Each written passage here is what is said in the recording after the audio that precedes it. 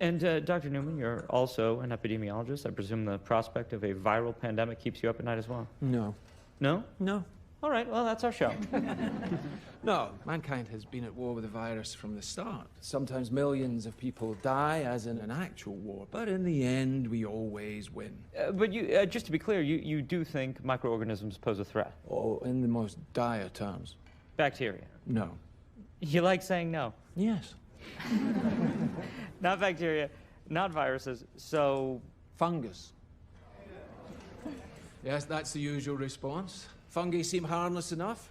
Many species know otherwise, because there are some fungi who seek not to kill, but to control. Let me ask you, where do we get LSD from? Where do you get it from? It comes from ergot, a fungus. Psilocybin, also a fungus.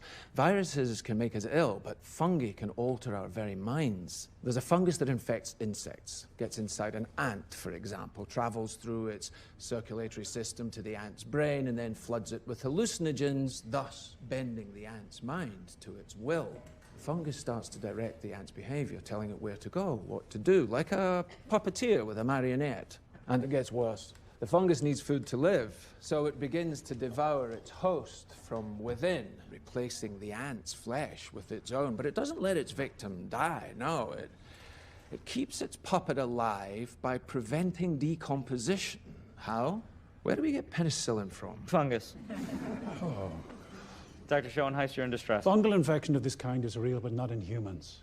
True, fungi cannot survive if its host's internal temperature is over 94 degrees. And currently, there are no reasons for fungi to evolve to be able to withstand higher temperatures. But what if that were to change? What if, for instance, the world were to get slightly warmer?